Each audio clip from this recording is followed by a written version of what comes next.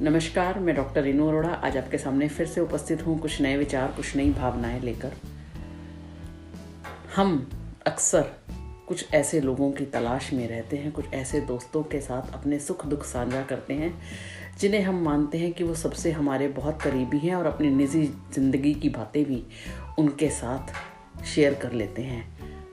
Share करना बड़ा ज़रूरी है, मगर साझेदारी करिए, मगर साथ में समझदारी भी साथ रखिए। भावनाओं में बहकर अपने ऐसे राज कई बार हम लोगों से शेयर कर जाते हैं, ऐसे लोगों से शेयर कर जाते हैं जिनका हमें बाद में पता लगता है कि वो कारण ही वो चीज़ें हमारी जग हंसाई का कारण बन गई हैं।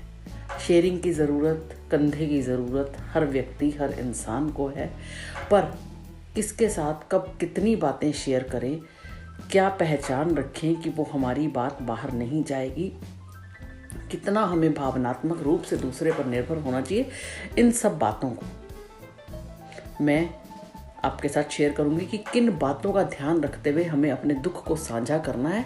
इसके बारे में हमें पता होना चाहिए और कई बार जब हम दुख साझा करते हैं तो उसके आफ्टर इफेक्ट्स भी हमें भुगतने के लिए फिर तैयार रहना चाहिए। भावनात्मक रूप से जब हम किसी के ऊपर निर्भर करते हैं, कई बार मन में उठते विचार और सवालों का तूफान हमें बेचैन करता है, और जब हम किसी से साझा कर लेते हैं अपनी भावनाओं को तो वो बहुत बड़ी राहत दे देता है। लेकिन बार बार साझा करना भावनात्मक रूप से हमें उस व्यक्ति पर निर्भर भी बनाता है। हमें यहाँ ये समझना होगा कि हमें किसी से मन की बात केवल जी हल्का करने के लिए नहीं करनी, बल्कि समस्या के समाधान की दिशा तय करने के लिए भी करनी है। किसी समस्या के समाधान की दिशा तय ना हो तो ये सिर्फ मन हल्का करने के लिए प्रक्रिया नहीं होनी चाहिए, क्योंकि जब हम मन हल्का करने की बात करते हैं तो हमारी उस व्यक्ति पर निर्भरता भी बढ़ती चली जाती है। दूसरी बात, हमें अपने ऊपर नियंत्रण करना होगा। निजी बातों को बार बार हम साझा करने का परिणाम क्या होता है कि सामने वाला व्यक्ति आपको जज करने लगे, और ऐसे भी मौके आते हैं जब वो आपकी भावनाओं, आपकी फीलिंग्स को कंट्रोल करना शुरू करता है और चाहता है कि आप उसकी अपनी ज़िंदगी के निर्णय उसके हिसाब से लें। तो क्या आप ये चाहते हैं कि आपकी ज़िंदगी को कंट्रोल करे? आपकी फैसले लेने की क्षमता पर भी असर पड़ता है, क्योंकि जैसे मैं पहले बता चुकी हूँ कि जब आप किसी के साथ बहुत सारी चीज़ें शेयर करते हैं तो वो आपको कंट्रोल करने की कोशिश करता है। जब वो कंट्रोल करने की कोशिश करेगा तो होगा क्या?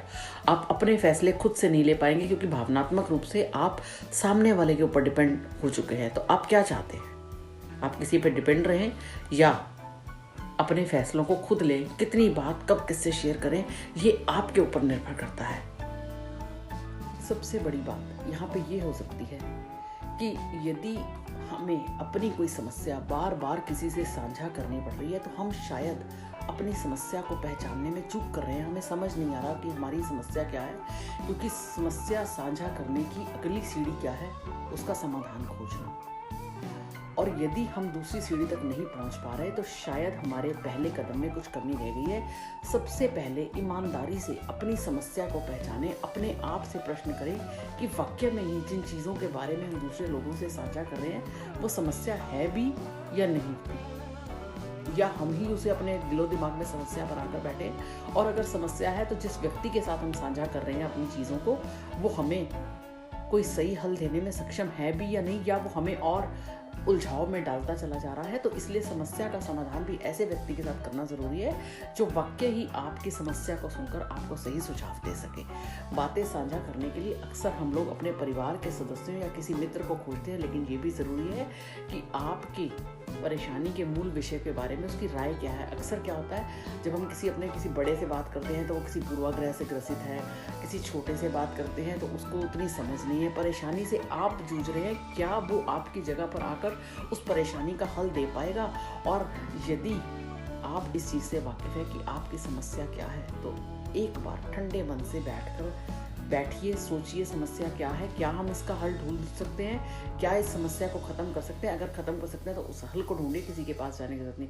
और अगर नहीं ख़त्म कर सकते तो फिर किसी से भी बात करने का कोई फ़ायदा नहीं है। समाधान की दिशा आपको खुद मिलेगी। ये आपके ऊपर डिपेंड करता है कि आप किस व्यक्ति के पास अपनी बात को करने जा रहे हैं।